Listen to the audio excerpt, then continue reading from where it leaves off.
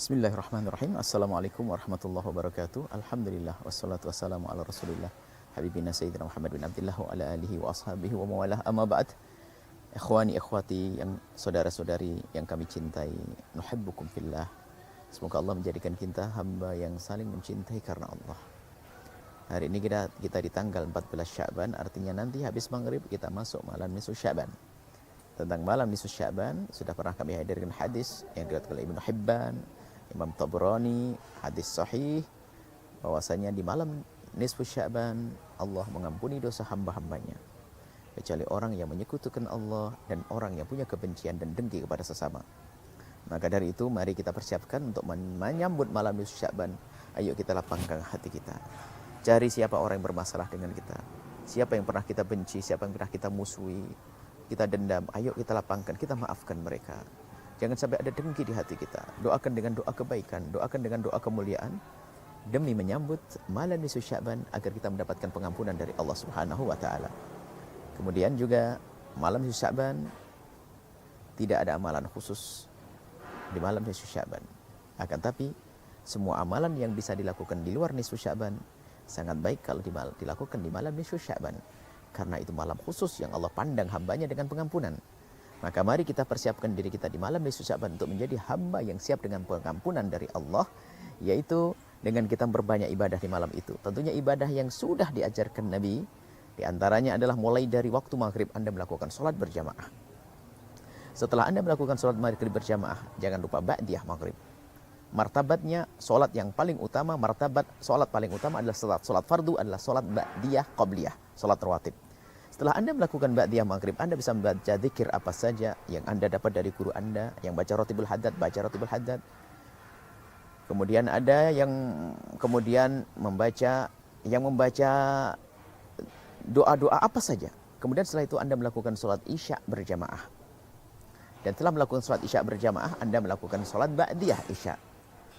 2 rakaat atau tambah 2 rakaat lagi menjadi 4 rakaat, 2 dan 2. Kemudian setelah itu Anda bisa melakukan amalan yang lain seperti Anda punya hajat apa, lakukan sholat hajat 2 rakaat. Kemudian Anda sholat istikharah, minta petunjuk kepada Allah agar dipilihkan yang terbaik untuk kita 2 rakaat. Kemudian setelah itu Anda melakukan sholat tasbih jika Anda mau dengan 2 dan 2, 4 rakaat sholat tasbih. Dan setelah Anda melakukan sholat tasbih, akhir daripada sholat Anda, sholat witir 3 atau sampai 11 rakaat. 3 sampai 11 rakaat.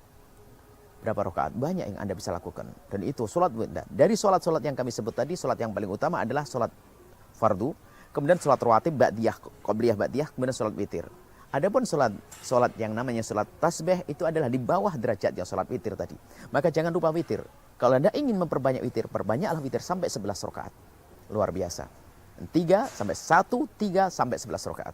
Kemudian setelah itu Anda istirahat. Kalau Anda punya kesempatan bangun malam tahajudlah Anda sholat beberapa rakaat di malam hari. Kemudian Anda masuk waktu sholat subuh, sholat qobliyah subuh 2 rakaat. Kemudian melakukan sholat subuh berjamaah. Sempurna Anda dalam melakukan amalan di malam nisfu Sya'ban. Dan bagi siapapun yang tidak punya banyak kesempatan, paling tidak di malam nisfu Sya'ban, Anda melakukan sholat isya berjamaah dan sholat subuh berjamaah. Anda tutup, Anda buka sholat isya berjamaah dengan subuh berjamaah. Masya Allah. Luar biasa. Kemudian kita sering ada orang membaca surat Yasin. Oh boleh saja, itu bab tawasul dengan amal soleh. Anda boleh baca surat Yasin sekali, 2 kali, 3 kali. Tentunya tadi amalan sholat yang sangat perlu untuk dihadirkan. Setelah itu Anda boleh baca surat Yasin atau habis maghrib baca surat Yasin. Terserah Anda atur saja waktunya. Anda baca surat Yasin sekali dengan niat panjang umur, rizki panjang, kemudian niat husnul khotimah, rizki luas. Yang ketiga husnul khotimah, sah-sah saja. Karena itu adalah termasuk tawasul dengan amal soleh dengan baca surat Yasin. Hanya sedikit yang perlu kami sampaikan. Ada yang melakukan sholat sampai 100 rakaat dan sebagainya. Memang itu dinukil oleh Imam Ghazali, tapi banyak ulama kita juga yang mengingkari itu semuanya. Maka dari itu, kami ingin menghadirkan amalan-amalan yang disepakati para ulama dan tidak ada yang mengatakan kalau itu adalah tidak boleh. Adapun 100 rakaat Imam Ghazali menghadirkannya dalam Ihya-nya. Tapi Imam Ibnu Hajar Al-Haytami mengingkari. Maka Anda jangan masuk wilayah perselisihan dan persengketaan apalagi caci maki. Kalau kita melihat ada orang melakukan sholat 100 rakaat, kita lihat saja berapa waktu yang bisa dilakukan. 3 jam, 4 jam. Oke, 3 jam, 4 jam kita ganti dengan amalan-amalan yang tadi yang kami sebutkan.